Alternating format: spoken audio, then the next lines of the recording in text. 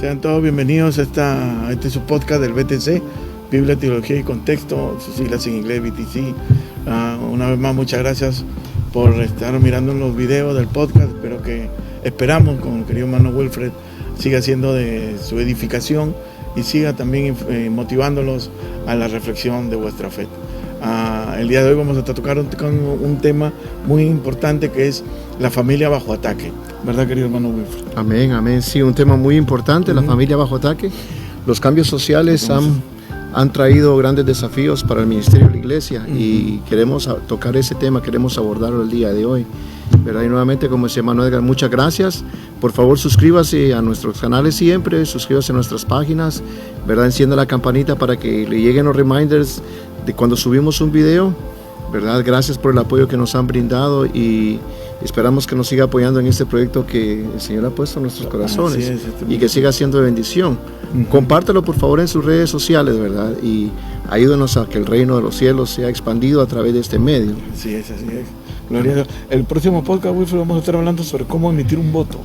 Cómo el cristiano debe emitir un voto. Cómo el cristiano debe emitir el voto. Así es. ¿Qué te parece? Amén. Espectacular. Sí. Y yo pienso que sí, necesitamos tocar ciertos temas, ¿verdad? Que muchas veces la iglesia se supone que debe de ser apolítica, pero no encaja mucho eso con la definición de política, porque política se da en un contexto, en una comunidad, y la iglesia está involucrada en la comunidad. Entonces, para el próximo podcast, amén. Vamos a estar hablando de cómo el creyente debe emitir su voto, ¿verdad? Ahora que ya vienen las elecciones, ¿no? Ya ha habido un debate, sería muy bueno tocar un poco de contexto, ¿verdad, querido hermano Wilson? Amén. Sí. Pero el tema de hoy está súper importante. Súper importante para nosotros, lo que todavía creemos en el matrimonio, en la monogamia, ¿verdad? En la palabra de Dios, tal como Él definió la unión matrimonial, ¿verdad?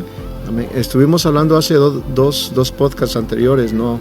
Acerca del matrimonio bíblico, ¿verdad? Un hombre para una mujer y una mujer para un hombre, unidos bajo el lazo matrimonial, y la unión, ¿verdad? La avala Dios. No es el hombre en sí el que avala la unión, sino que es Dios. Dios es el que la avala. Ese es el diseño de Dios. Así es. ¿Verdad? Entonces todo eso está bajo ataque, ¿no? Todo eso bajo ataque, ¿no? Y en esta época vamos a ver algunos de esos ataques, pues, contra la familia, contra el diseño de Dios, contra el diseño de Dios, ¿verdad?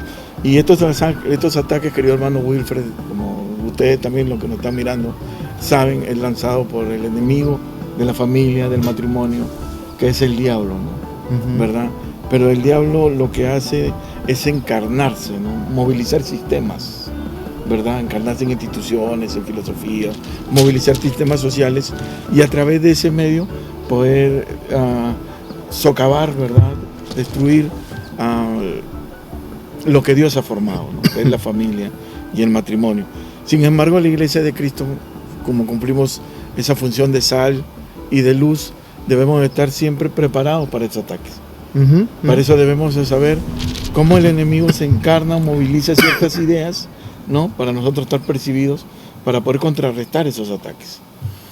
Yo pienso que, ¿verdad? Si nosotros queremos ver, usted mencionó algo bien importante, somos la sal y la luz de este mundo, nuestra misión integral.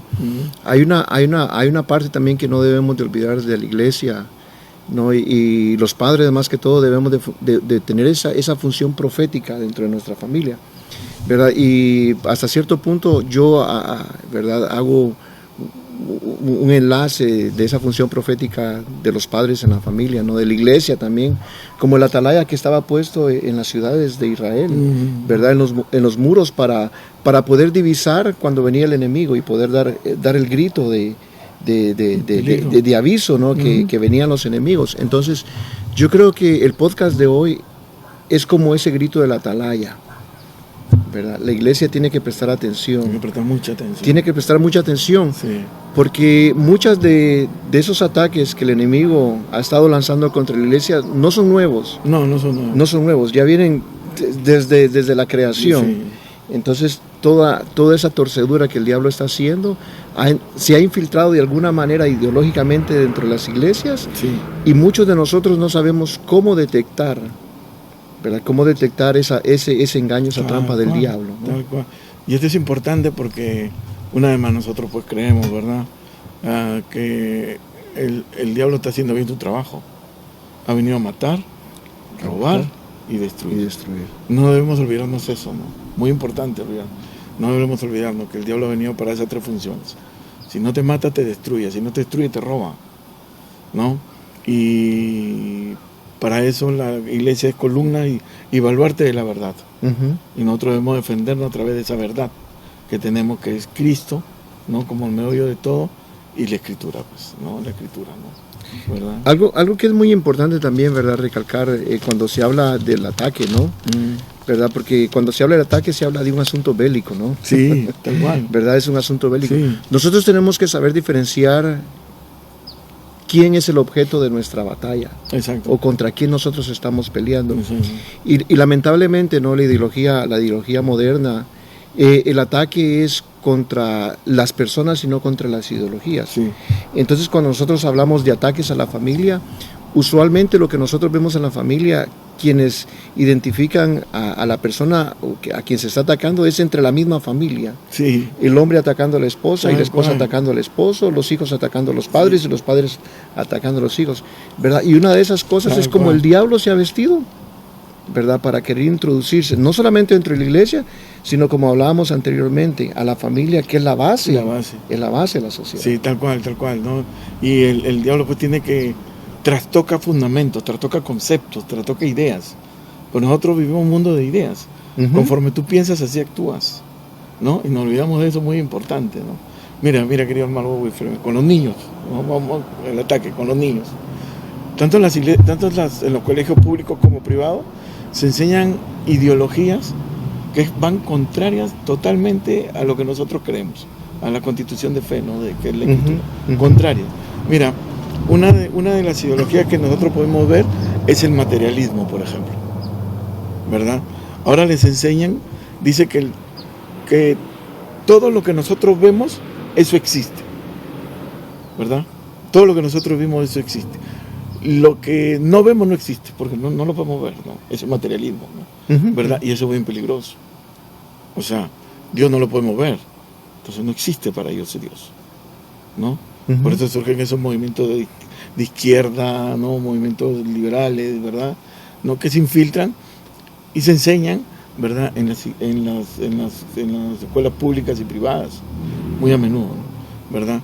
Entonces, pensar en el materialismo que le enseñan a nuestros hijos, esas ideas, es arrancarle, pues, la forma tripartita a nuestros hijos, a nosotros mismos, ¿verdad? Porque nosotros somos espíritu, alma y cuerpo. Si nosotros no pensamos en lo material, entonces seríamos solamente una materia, un cuerpo, ¿no? Entonces acá estamos solamente para disfrutar de todo lo que vemos, ¿no? Este es el fin. Para mí esto es algo bien peligroso. Uno de los problemas que atacó la iglesia primitiva fue el hedonismo. Claro. ¿Verdad? El hedonismo. Claro. Y aunque el hedonismo, ¿verdad?, tuvo sus cambios, ¿verdad?, ideológicos, últimamente dentro de ese materialismo el hedonismo es lo que vuelve a resurgir. ¿Por qué? Porque nosotros nos enfocamos en lo que podemos adquirir, ¿verdad? Mi prosperidad comienza en lo que nosotros queremos adquirir y ahí ya nosotros vemos teológicamente por dónde el pensamiento, ¿verdad?, cristiano se va y cómo se enfoca, ¿no? ¿Por qué? Porque nosotros prestamos atención solamente a las cosas terrenales y con eso no queremos caer en el error que hay que vivir en la esfera terrenal nada más y olvidarnos de la esfera espiritual, no. Pero hay un balance entre la situación y la Biblia, ¿verdad? A través de la literatura paulina nosotros nos damos cuenta que nosotros en este mundo somos simplemente pasajeros. Somos peregrinos. Somos peregrinos. Y ese mensaje que Pablo daba no era para aquellos que se querían aferrar a este mundo. Entonces el materialismo se vuelve un arma, ¿verdad? Un arma en las manos del enemigo contra la iglesia, porque la iglesia pierde en efecto cuál es su llamado, cuál es su función, cuál es su propósito. Mira, y el enemigo usa mentes vulnerables en los hijos, los niños. Y los padres no nos damos cuenta. ¿Qué es lo que pasa cuando el hijo pide esto? El papá dice, está bien, por tenerlo tranquilo, sin ver el daño que se puede generar dentro. Por eso la iglesia debe tener respuestas, pues. Respuestas. Por eso formamos el podcast, ¿no? Dios nos puso en nuestros corazones esta pequeña ventana, este humilde proyecto, para que los hermanos, bueno, en la iglesia por cuestiones no se tocan ciertos temas que nosotros hemos venido tocando, tal vez a veces ni entiendan, pero si no lo entienden las cuestiones técnicas sería bueno que lo escriban, ¿no? Y pregunten, ¿no? Sí, pregunten, como ahí ha habido varios comentarios que han preguntado, nosotros lo respondemos, o si no va a un diccionario, pero ¿qué significa esta palabra, no? Y se enriquece, ¿no? Más de lo que tiene, ¿verdad? Entonces, yo considero que la iglesia debe estar preparada en el siglo XXI, en una sociedad postmoderna, intercomunicada, ¿verdad? ¿No? A dar una respuesta objetiva a todos esos embates del enemigo, ¿no? Que está tocando estas instituciones pedagógicas, los colegios. Y una de las cosas que la iglesia debe ser consciente es que el diablo es sutil. Así es, claro. Es sutil para torcer la verdad. No, ¿sí? No es que la verdad se pueda torcer, porque la verdad no se tuerce, la verdad es rectitud, como dijo el canon. O sea, hay un solo canon para determinar la verdad y es Cristo Jesús. Y no es que Cristo pueda torcerse, ¿verdad? Sino que Cristo dijo, yo soy. O sea, en Él descansa toda la verdad y todo lo que se sale fuera. Pero el enemigo es bien astuto para hacernos pensar que la verdad es moldeable, es manejable. Tal cual. Es manejable, y cuando nosotros perdemos de vista que la verdad no es manejable, porque no depende de mi verdad, sino que depende de lo que Cristo nos enseña en su forma de vivir, en su forma de hablar, en su forma de actuar, en su forma de amar, en su forma de encontrarnos con Dios, ¿verdad? Entonces nosotros tenemos que ser conscientes de que todo aquello que no se ajuste a ese estándar tiene que ser descalificado. Así es, tal cual. Y ahí es donde corremos el peligro y el enemigo toma ventaja con nuestros hijos, por ejemplo. ¿Verdad? Una cosa sencilla, los berrinches, todos sabemos que es un berrinche, ¿no? Entonces, nosotros como padres tenemos, ¿verdad? Y ha definido ciertos parámetros que decimos no vamos a cruzar. Pero cuando el berrinche llega, toda la presión que está alrededor hace que nuestra percepción se doble. Sí. ¿Y dónde terminamos? Concediendo el berrinche. El berrinche del niño, sí. Eso es un materialismo. Tú hablaste del hedonismo, y verdad, el materialismo con el hedonismo va de la mano, pues. Va de la mano, ¿no? La búsqueda del éxito, la búsqueda de consentirse, de consentir, ¿verdad? Es puro hedonismo, ¿no? La búsqueda del placer. ¿Me dejo entender? Por eso cuando uno predica o enseña del sufrimiento, es como predicar o enseñar cosas raras. Eso no es de Dios. Eso no es de Dios, no, eso es del diablo. No, sí. no, en serio. ¿Por qué? Porque el materialismo una vez más, como tú dices bien, el diablo es tan sutil que la mente toma las mentes moldeables, pues, ¿no? Los niños, en los colegios, los mete, ¿no?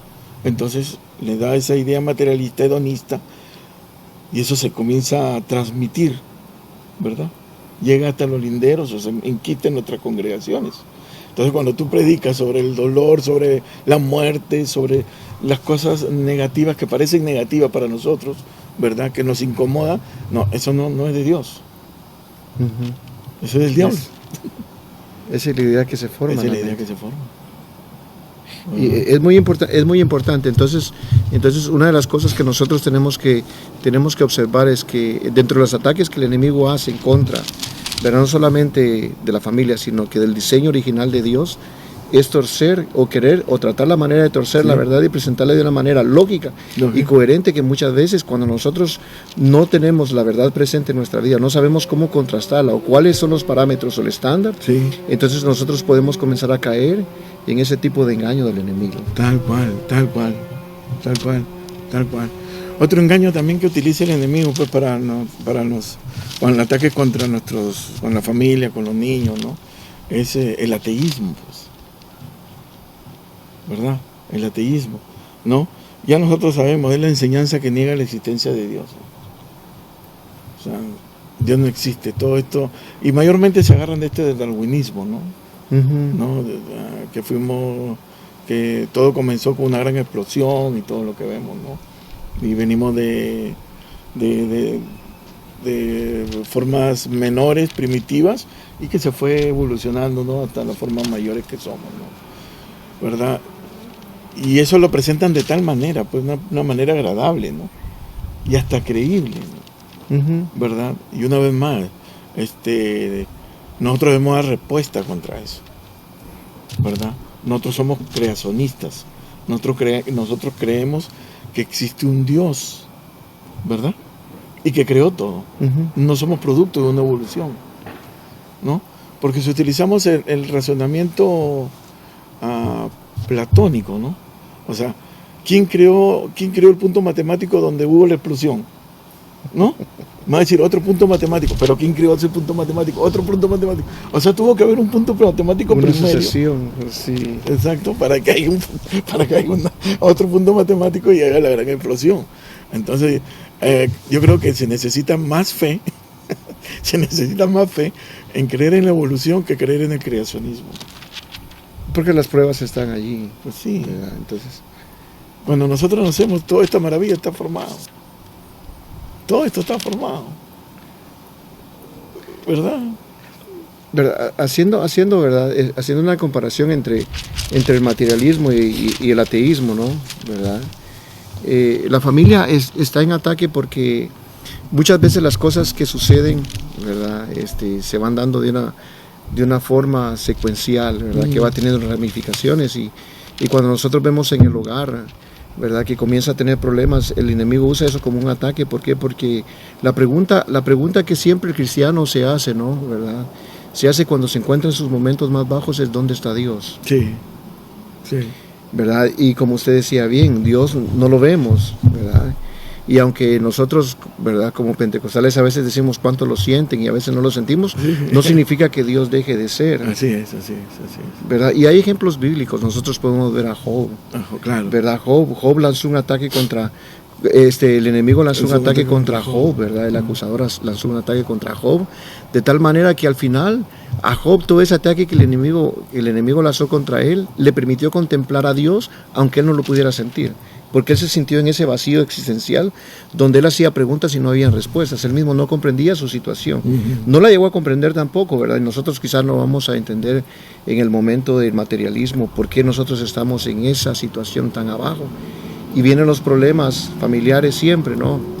La esposa contra el esposo o el esposo contra la esposa porque esto está pasando y nos enfocamos en lo material y no vemos, ¿verdad?, que Dios ha prometido estar. La unión viene con la bendición de Dios. Así es. ¿Verdad? Con la bendición de Dios. Y cuando viene con la bendición de Dios significa que Dios va a estar presente todo el tiempo. Todo en el las tiempo. buenas y en las malas. Así es, siempre está. ¿Verdad? Y el ateísmo nos enseña, si Dios no existe, entonces, ¿para qué seguir luchando? Exactamente. Y te deprimes, te da ansiedad. Todo eso viene con ello, ¿no? Hay niños con ansiedad. Hay niños con ansiedad. Las estadísticas de los últimos años, ¿verdad?, de la pandemia para acá, muestran que los niveles de suicidio dentro de la población, al menos en este país, en teenagers, ha subido de una manera casi exponencial. Sí, tal cual. Por eso yo soy bien consciente, hermano, que quítame la idea y los que nos están mirando también, ¿verdad? Que los padres somos responsables de la instrucción de nuestros hijos. Amén. En serio, hermano. Nosotros somos los responsables de la instrucción de nuestros hijos. Hay que instruir al niño. Eso no significa que nosotros le vamos a tratar de cambiarlo, eso es obra del Espíritu Santo. Pero sí podemos persuadirlo, ¿no? De lo que, o sea, estar al tanto de qué es lo que están recibiendo, de qué es lo que le están enseñando en sus colegios, cuáles son lo que sus amigos conversan, ¿no? Y estar al tanto. Y cuando venga con una pregunta, ¿verdad?, materialista, existencialista, o de una manera del ateísmo, ¿verdad?, nosotros tener las herramientas para poder responder de manera coherente, ¿verdad?, esas preguntas existencialistas que nuestros hijos puedan tener, ¿verdad? ¿Sí? Amén. No solamente decir, ¿no?, como se decía antes, ¿no? Yo crecí en una iglesia pentecostal, ¿no? Yo fui pentecostal y sigo siendo, y me voy a morir pentecostal, ¿no? Yo me acuerdo que la instrucción era, esto es de Dios, esto es del diablo, punto, no hay de otra. No había un porqué, ¿no? No había hasta la oportunidad de cuestionar ni de razonar. Exactamente. Y una vez más, es por eso que Dios permite este humilde proyecto. Amén. ¿No? Para dar herramientas, ¿no? Herramientas de poder pensar que hay otras cuestiones que no se tocan en las iglesias por tiempo, tal vez, ¿no? Entonces, pero hay este espacio que te permite, ¿no? Decir, hay otras cosas que puedo aprender. No mirar lo que, no lo entiendo, no sé qué es lo que hablan, hablan muy trillado, hablan muy alturado. No pensar así, sino pensarlo, qué beneficio me dan estos dos humildes teólogos, ¿no? Humildes ministros, qué beneficio nos dan, qué beneficio me pueden traer, lo voy a escuchar. No entiendo este concepto, voy a preguntar. No entiendo esta palabra, voy al diccionario. ¿Y cuál es el beneficio que va a tener usted? Se va a seguir agarrando bagaje cultural, va a seguir agarrando otras ideas, otras formas, y va a tener que dar una respuesta a su hijo o a su hija cuando vengan con esas complejidades que estamos viendo, ¿no? Pero la familia está en ataque. Y pensar no es malo. Pensar no es malo. ¿Verdad? Malo es no pensar. Malo es no pensar. Se paga más caro la ignorancia. Yo recuerdo en mi tiempo de infancia, ¿no? En mi tiempo de infancia. Ahora los tiempos han cambiado. ¿Verdad? La tecnología ha hecho que las cosas hayan cambiado de una manera drástica y rápida, ¿no? Pero en mis tiempos yo recuerdo que la ley era del papá en la casa y se decía, ¿no? ¿Por qué hacemos esto? Porque aquí yo digo que se hace esto. Los tiempos han cambiado. No estoy diciendo que en aquellos tiempos no funcionó, a nosotros nos funcionó. ¿Verdad? Mi papá decía, aquí se hace como yo digo, porque el corazón de ellos estaba en bien, ¿no? Pero ahora con tanta tontería que se escucha afuera, los niños llegan a la casa. Entonces, casi por lo general, ¿verdad? Cuando se dan consejería para padres de familia, ¿verdad? Se le enseña al padre de familia que no es que tiene que saberlo todo, pero tampoco debe de ignorarlo todo. Claro.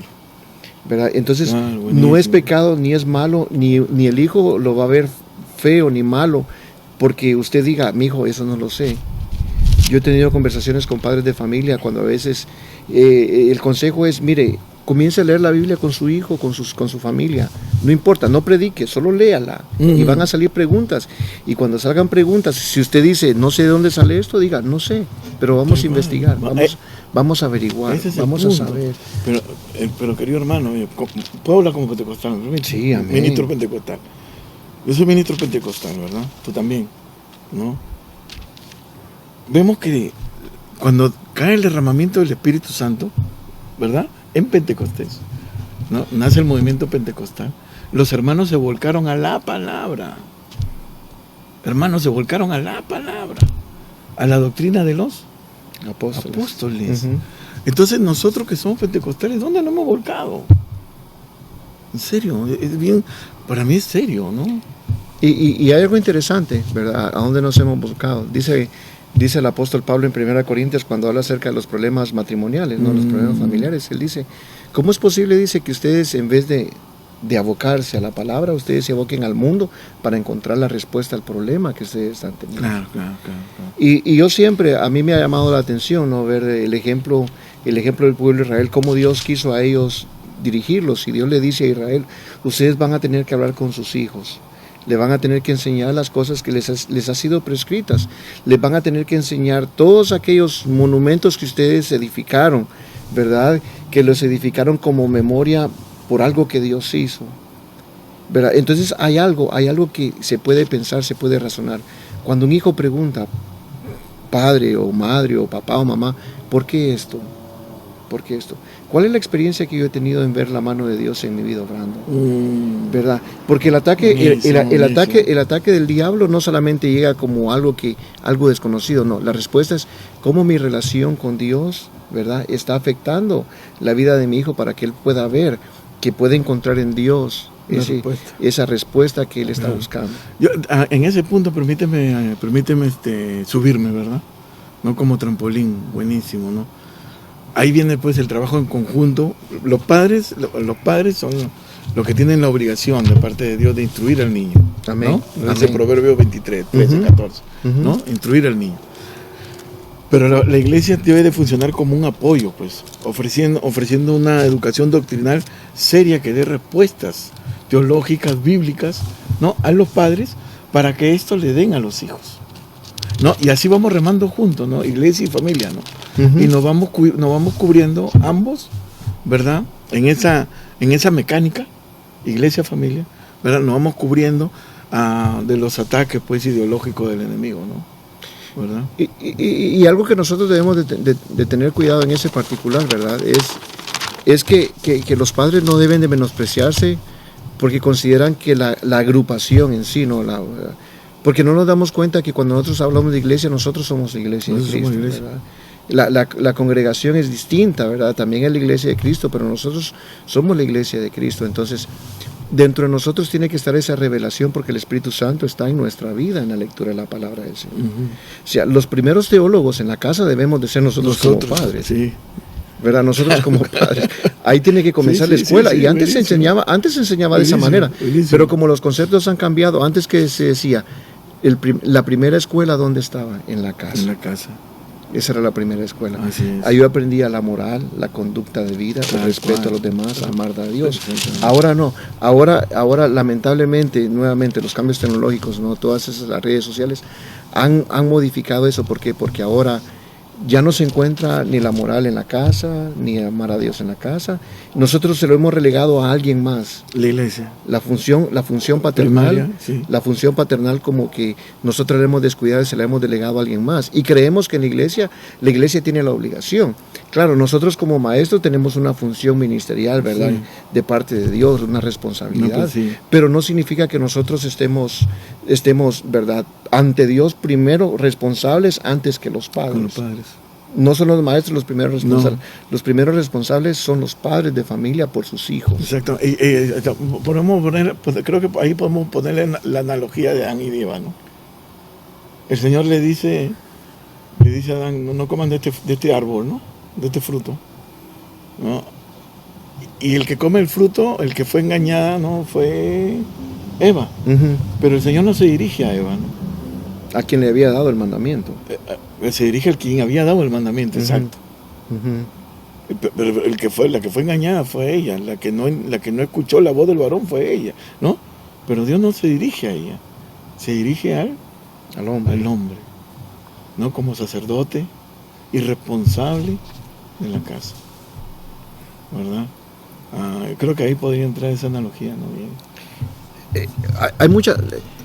El ataque es inminente a la familia. No, pues es inminente a la familia, sí. ¿Verdad? Y tanto el padre como la madre, los dos tienen que estar enfocados. Sí. Pero lo que uno no puede hacer es descansar en la otra persona para que cumpla la función que yo tengo que tener. Sí. Tanto el hombre como la mujer tienen una función, sí. Y la nutren de distinta manera. Por eso es que el hombre es hombre y la mujer es mujer, porque ambos tienen tienen un aporte a la situación desde diferente ángulo, diferente perspectiva. La mujer no piensa como el hombre ni el hombre piensa como la mujer. No. Y en ese particular, ¿verdad? Al menos en este estado, ¿no? Y en algunos otros estados, si nosotros nos damos cuenta, ¿verdad? El ataque, ¿verdad? Que el diablo está haciendo a través de los sistemas le está queriendo robar la autoridad paternal a los padres sobre los hijos y quieren tomar la autoridad de ellos. ¿Por qué? Porque de esa manera el Estado ya está estructurado. Tal cual. Ya está estructurado con una ideología predeterminada donde definitivamente Dios está fuera del plano de ellos. Sí, el secularismo. El secularismo. Ese es el secularismo, ¿no? Otra ideología que hay que tener en cuenta que el diablo está movilizando muy rápidamente, ¿no?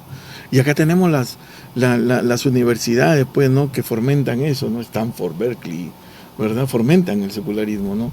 Entonces, el secularismo es la doctrina que ignora a Dios y las disciplinas espirituales. O sea, por eso ya no se forma un altar familiar. Ya no se come juntos, ahí está, ese es el rito que tenemos nosotros como latinos. ¿No? Porque el secularismo pone a la gente por estratos sociales. Tal cual, hermano, y lo pone en el centro de todo.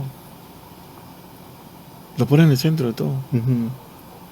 Por eso creo a veces que el secularismo viene a ser como un humanismo, pues. Hablamos del humanismo cristiano, y eso se ve, pues, ¿no? Yo soy el centro de todo. Entonces comenzamos a mirar dentro de nosotros, ahora, ¿no? Dentro de nosotros miramos a Dios como un terapista, pues, cósmico, ¿no? Que Él me va a solucionar todos mis problemas. Y acá el punto es que Dios no nos quiere solucionar todos los problemas. Y Dios no me quiere quitar todo aquello que me molesta. Secularismo, el humanismo. A veces pintamos a Dios como el genio de la lámpara que nos cumple los 3 deseos. Como ¿no? dijo el doctor Eduardo, ¿no? ¿Verdad? Sí. Dios lo que quiere quitarme es aquello que le molesta a Él, que es muy diferente. Sí. O sea, todo aquello, Adán, una vez Adán, ¿no? Todo aquello, Adán, que le molesta a Dios, eso te quiere quitar. Pero el secularismo, como nos mete, nos introduce, y una vez más, como tú dijiste, ¿no? De una manera engañosa, totalmente sagaz el enemigo, ¿no? Y se introduce en nuestras mentes, ¿no? Yo estaba pensando en el secularismo, ¿no?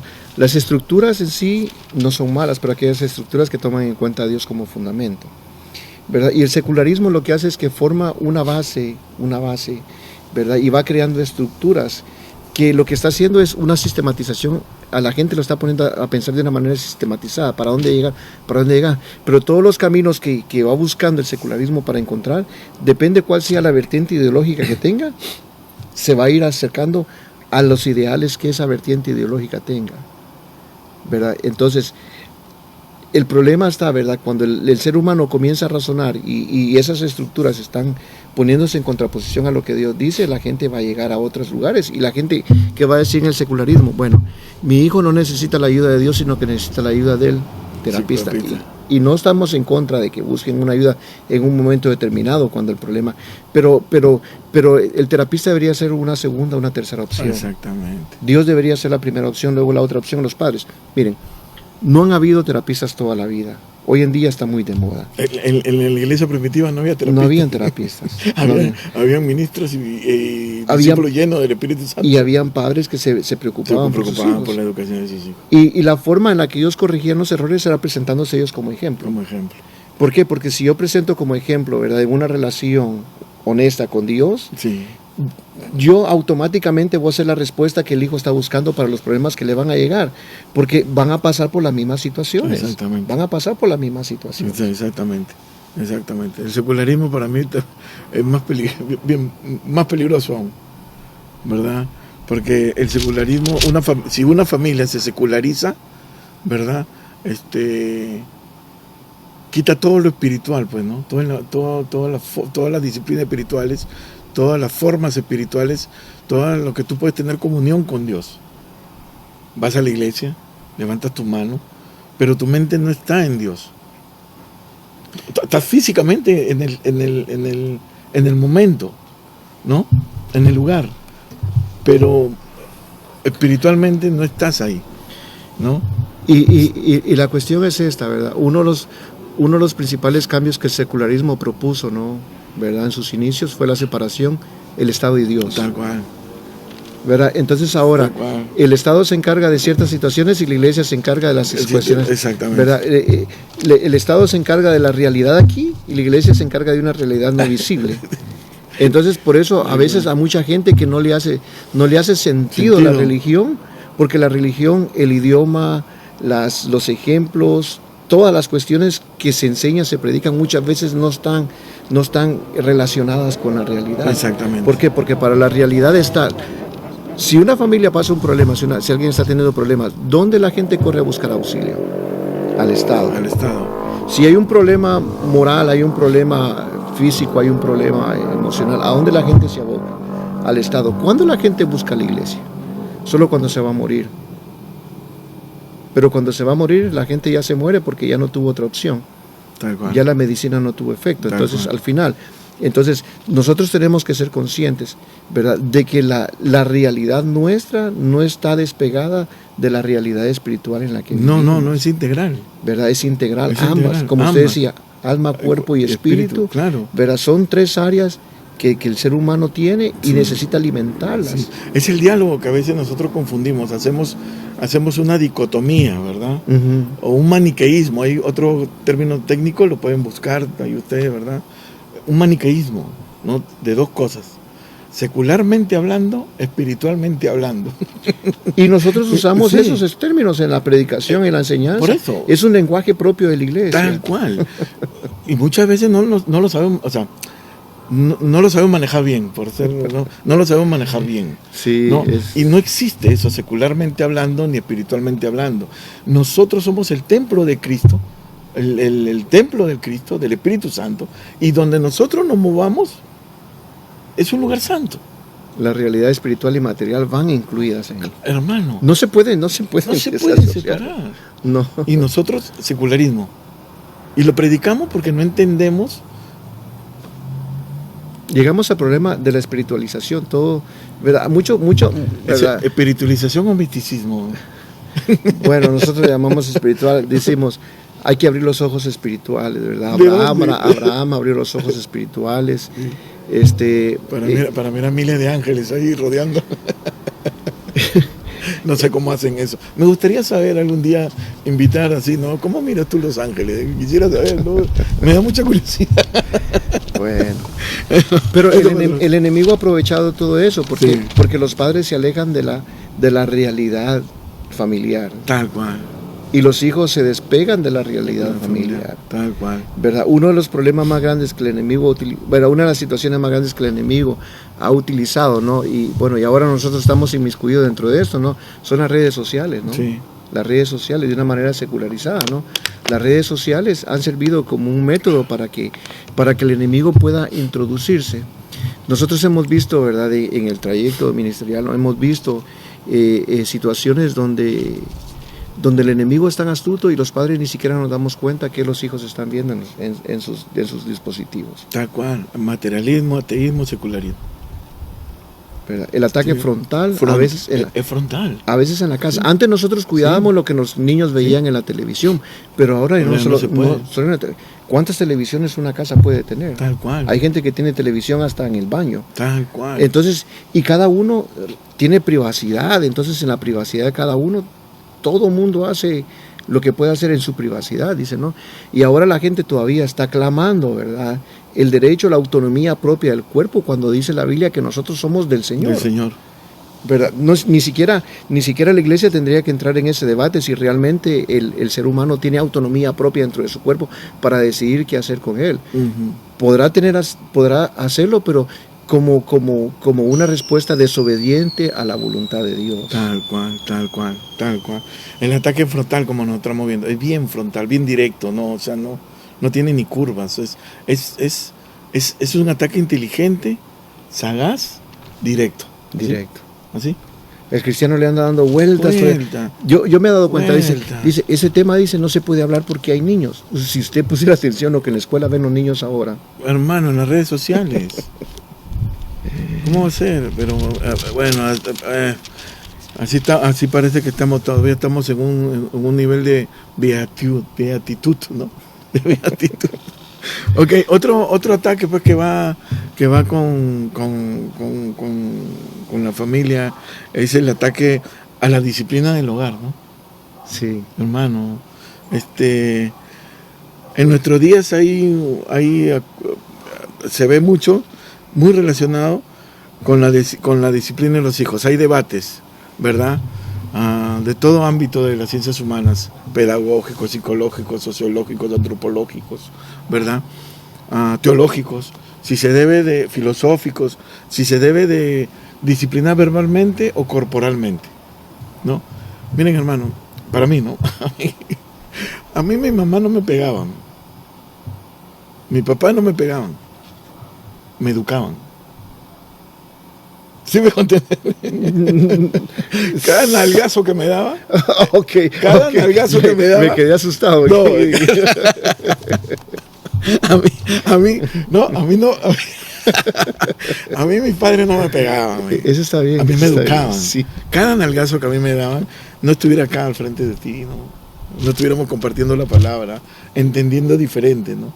Déjeme entender el pensamiento entonces para que... Okay. Sí. Lo que hicieron con usted no fue castigarlo, sino educarme. Ok, porque son dos conceptos distintos. Claro, porque existe la corrección positiva y la corrección negativa. La disciplina positiva y la disciplina negativa. ¿Sí o no? ¿Verdad? O sea, primero partamos de lo que es una disciplina. Disciplina viene del latín discípulos. Porque nosotros conocemos discípulos, uh-huh. ¿No? ¿Qué quiere decir un discípulo? O sea, es una acción instructiva. El disciplinar es una acción instructiva, ¿no?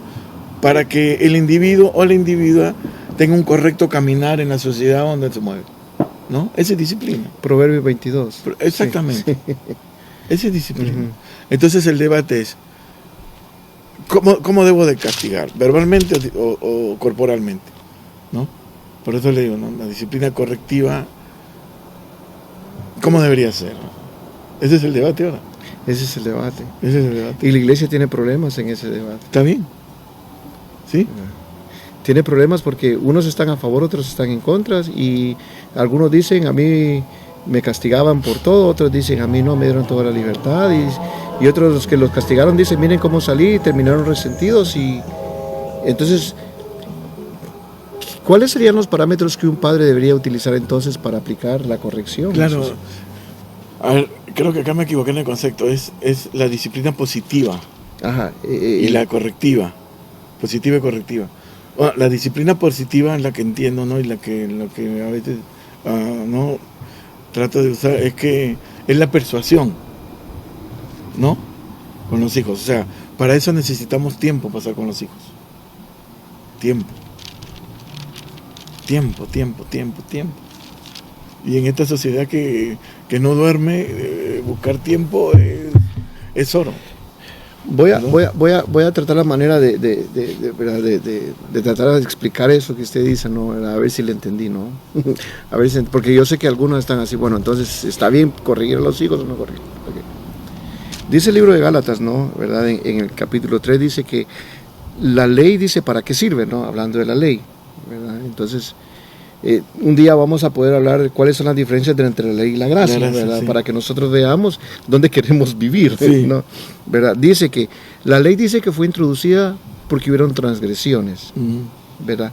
Y las transgresiones, ¿de dónde vienen? Las transgresiones vienen, ¿verdad? De mi autojustificación, ¿verdad? De que yo hice algo que no debía haber hecho. ¿Por qué? ¿Porque existía una ley? No, porque no era el estándar que existía dentro de la comunión con Dios.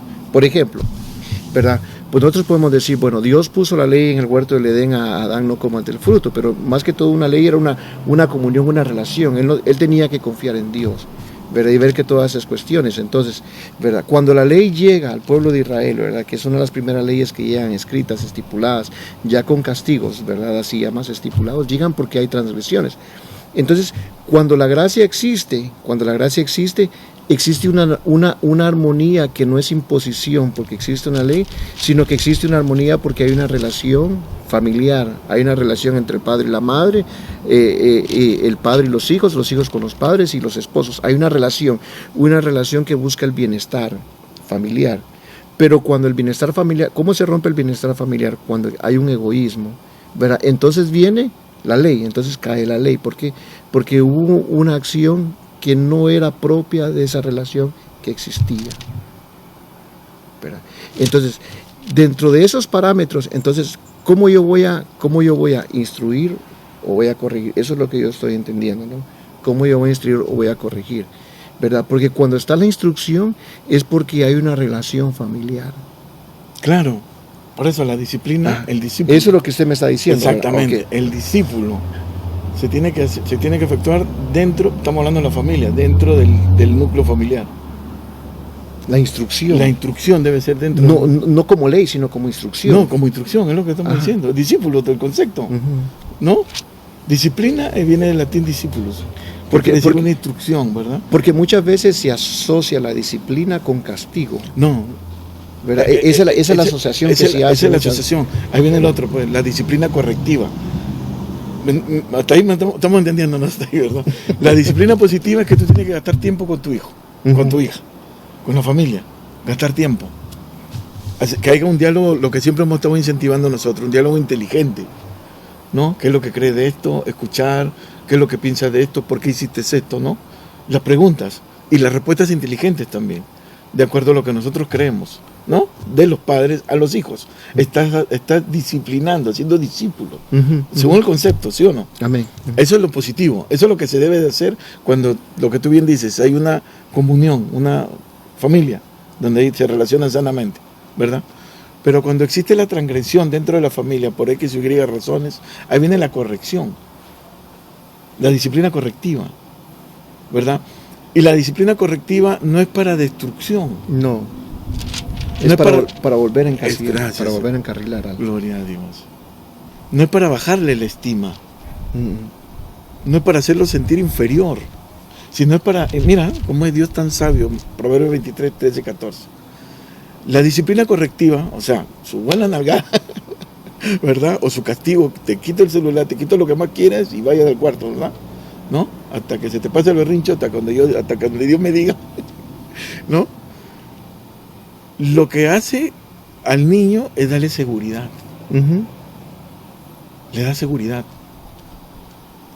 Lo otro es que comienza a respetar la imagen paterna o materna dentro del hogar y por consecuencia Crea carácter en él. Amén. gloria a Dios. Tremendo eso, ¿verdad? Sí. Dios es sabio, pues. Qué linda es la Biblia, todo lo que te puede enseñar. Yo no estoy en contra de la psicología. Es más, vamos a tener acá, ¿no? Amigos psicólogas, ¿verdad? Que nos va a ayudar con autismo, ¿no? Para alguna fecha más futura. Yo no estoy en contra de eso, pero entiendo que la psicología es el intento del hombre de ayudar al hombre. Pero la Biblia no, es Dios sanando al hombre, transformando al hombre. Espectacular, a mí me asombra eso. Sí, es interesante. Entonces nosotros, con lo que usted acaba de decir, nosotros tenemos que... Por eso el ataque del enemigo a la familia es de alguna manera institucional. Sí, es. ¿Por qué? Porque la corrección, ¿verdad? Sí, la parte correctiva, ¿no? Sí. Dentro de la familia, no la está haciendo el padre de familia, no la están haciendo los padres. No lo están haciendo. Es que mira hermano, acá viene lo que hablamos de matrimonio. Ajá. ¿Te acuerdas? Perdón, sí, adelante. Por ¿Verdad? favor. Y entonces lo que yo veo es, ok, yo sé que por el estrés en el país en que vivimos, ¿verdad? Las horas del día no nos alcanzan, entonces la escuela funciona muchas veces, ¿verdad? Y espero que los cristianos no lo veamos de esa manera. La escuela funciona como el lugar donde yo voy a guardar a mis hijos mientras yo trabajo para proveer lo que en la casa hay. Y no nos damos cuenta, ¿verdad? Que cuando yo veo la escuela como un lugar donde yo puedo dejar a mi hijo en un lugar seguro, ese es el lugar menos seguro donde yo lo puedo dejar el día de hoy. Y no estamos hablando de lugar seguro por cuestiones de violencia, sino por cuestiones ideológicas el día de hoy. El ataque de que estamos hablando. El ataque ideológico el día de Sí. hoy. ¿Por qué? Porque cuando ya nuestros hijos regresan a la casa de todo ese bagaje que ellos aprendieron, que pasaron 6 horas en la escuela, llegamos con nosotros, ¿verdad? La corrección que nosotros hacemos en la casa es, yo llego cansado, entonces le doy el teléfono, le pongo la película, que mire los juegos, que haga esto, ¿verdad? Y no está el tiempo de corrección. No hay tiempo de corrección. Y cuando llegamos al momento de la disciplina o el castigo correctivo, ¿verdad? Entonces ahí nosotros nos frustramos. ¿Por qué? Porque aquello que no pudimos instruir, ahora queremos obligarlo a que sea. Obligarlo a través de la fuerza. A través de la fuerza. Y la otra complejidad, o la arista, ¿no? No es complejidad porque con una buena consejería pastoral y buscando a Dios, ambos en oración se puede, ¿no?, encaminar, ¿no?, la pareja. Es cuando una de las dos partes no se ponen de acuerdo en cómo va a ser la corrección. O sea, una pareja, un matrimonio, no se pone de acuerdo en cómo va a ser la corrección para con los hijos, ¿verdad? Si yo castigo a mi hijo, ella debe de estar de acuerdo en lo que yo voy a hacer. Amén, amén. Antes de castigar a mi bebé, o a mi hijo, o a mi hija, yo debo de conversar. Esto hizo mi hijo, esto hizo mi hija, esto va a ser lo que yo voy a hacer. Está bien. No lo quieres ver, vete al cuarto, ¿no? Entonces, uno procede. Por el bien de los niños, ¿verdad? Y lo que lo forma, una vez más, la corrección no es para destruir, es para corregir. Para corregir, para reencarrilar otra vez. Es para reencarrilar otra vez. Si nosotros quisiéramos verlo, es como el vagón que se sale de la línea, se vuelve a agarrar y se vuelve a encarrilar. Tal cual. Pero para no llegar, perdón, hermano Wilfred, que te corte, pero para no llegar a esta disciplina correctiva, primero nosotros debemos conversar en pareja cómo va a ser la disciplina positiva, el diálogo inteligente. A ver, tráeme tus cuadernos, ¿qué te enseñan en el colegio? ¿Qué es lo que estás mirando? ¿Qué piensas de esto? Ahora en las votaciones, ¿por qué no se ponen en la mesa en vez de estar mirando lo sobrenatural, no sé lo que no? ¿Por qué no se ponen en la mesa y decir qué piensas de esto? En vez de estar viendo la copa de oro. ¿Verdad? Me dejo entender, ¿no? Hablar, ¿qué piensas de esto? Partidos políticos. El próximo podcast, como propaganda, vamos a estar hablando de cómo un cristiano debe de votar. No se lo pierdan. ¿Verdad? Ese diálogo, ¿no? Y dar una disciplina positiva, ¿no? ¿Qué piensas? Y le va encarrilando el pensamiento, ¿no? ¿Qué piensa de la sexualidad? ¿Qué piensa del ateísmo? ¿Qué es el materialismo? ¿Qué es el secularismo? ¿Qué piensas de Dios? ¿Cómo tú te miras? ¿Verdad? ¿Cómo tú manejas la envidia? ¿Hablamos de esos temas en la mesa? ¿Cómo manejas tu ira? ¿Cómo manejas tu envidia? ¿Cómo manejas tu celo? ¿Cómo manejas tu proyección de futuro? ¿Qué es lo que tú piensas? ¿Cómo manejas tu sexualidad? Pues todos tenemos sexualidad, partes erógenas. Es de todo, es el ser humano. ¿Cómo lo manejas? ¿Cómo lo canalizas? ¿Hablamos de eso? ¿No? Hay muchos tabúes en la vida familiar. Tal cual. Para no llegar a la corrección debemos primero, yo creo, la disciplina positiva. Esa disciplina del diálogo inteligente, de la persuasión constante, de que los padres, de que los bebés, los niños, sientan el peso de autoridad conceptual de los padres. Y ahí lo estamos nosotros poniéndole el yelmo de la salvación. Y una cuestión matrimonial, ¿verdad? Que se tocaba, y yo creo que es súper importantísimo volver a recalcar, ¿no? Es esa unidad que debe existir. Otra vez nuevamente, ¿no? Hablamos del matrimonio hace tiempo atrás, ¿no? ¿Verdad? El matrimonio está en una común, sí, ¿verdad? En un propósito, en un bienestar en común, ¿verdad? El padre y la madre no pueden estar en dos páginas distintas. No. Ya no son dos mundos, dijo usted. Exacto. Ahora vienen, y si eran dos mundos, ahora tienen que colisionar y formar un nuevo mundo. Un nuevo mundo. Y como padres, ¿verdad? Como esposos, tenemos que estar de acuerdo con nuestras esposas. O sea, tenemos que dialogar, ¿verdad? Tenemos que dialogar. Uno de los problemas, ¿verdad? Históricamente que ha existido fue el machismo, ¿no? El hombre decía y se hacía, punto. Y aunque no tenía sentido, la sujeción de la mujer debía de ser. Sí. Y lamentablemente esos modelos no pasaron al mundo, sino que pasaron a la iglesia, ¿no? ¿Verdad? Y cuando debe de existir esa comunicación, tanto el hombre como la mujer, Dios los ha dotado con esa capacidad, porque los dos son hechos a imagen de Dios. Entonces los dos deben de buscar el bienestar. Y cuando buscan el bienestar, se ponen de acuerdo. Muchas veces la corrección no es ni necesaria en ciertos casos, porque el hijo está viendo del ejemplo paterno, del ejemplo paternal, está viendo de la madre y del padre, un estilo de vida que ellos van a poder reflexionar y poner en práctica. Tal cual. ¿Cuál es importante? El poder del ejemplo, ¿no? Y de la persuasión, de la autoridad persuasiva de los padres. Entonces, queridos hermanos, ese ha sido el podcast, el ataque sobre la familia, que es frontal. Acuérdense de estas ideologías que van frontal contra nuestros hijos, materialismo, el ateísmo, el secularismo y también la disciplina del hogar, ¿no? ¿Verdad? ¿Qué te parece, hermano Wilfred? Amén. Yo sé que hay muchas preguntas. La labor paterna es una labor que con el tiempo se va desarrollando y la experiencia nos va enseñando. Sí. ¿Verdad? Antes le enseñaban a uno. Yo una vez recuerdo cuando mi esposa estaba embarazada de nuestra hija, ¿no? Entonces, recuerdo que en el hospital había un rótulo que decía, ¿verdad? Si usted tiene alguna pregunta, pregúntele a una mujer que ya ha tenido hijos, ¿verdad? Porque la experiencia le enseña, ¿verdad? O sea, la experiencia de alguna manera sirve, ¿verdad? Entonces, si usted no sabe, ¿verdad? Abóquese, en la iglesia hay gente que le puede ayudar a entender ciertos problemas familiares que usted tal vez está comenzando a tener y alguien ya los pasó. Así es. Le puede ayudar. Así carguemos, la Escritura dice que nosotros debemos de cargar la carga los unos a los otros. Gloria a Dios. ¿Verdad? Entonces, abóquense a sus pastores, a sus consejeros de la iglesia, ¿verdad? Ese es un problema que está pasando y es muy serio. Muy serio. Nosotros vemos una niñez y una adolescencia que literalmente se están apartando de las iglesias. Así es. Entonces oremos y sigamos enseñando y síganos mirando en esta pequeña ventana del BTC. Yo sé que va a ser de mucha bendición, de mucha edificación para ustedes y de instrucción, y también algo va a aprender. Y déjenos sus comentarios. Nuestro correo electrónico, nuestras páginas ahí van a aparecer siempre, ¿verdad? Comparta estos videos, si son de su edificación, póngalo en sus redes sociales, ¿verdad? Esto nos ayuda a nosotros a que más gente pueda ser edificada y pueda tener esta oportunidad de diálogo, ¿verdad? Recuérdese que no tiene que estar con nosotros, pero al menos intente dialogar con nosotros en este proyecto. Claro, hermano Wilfred.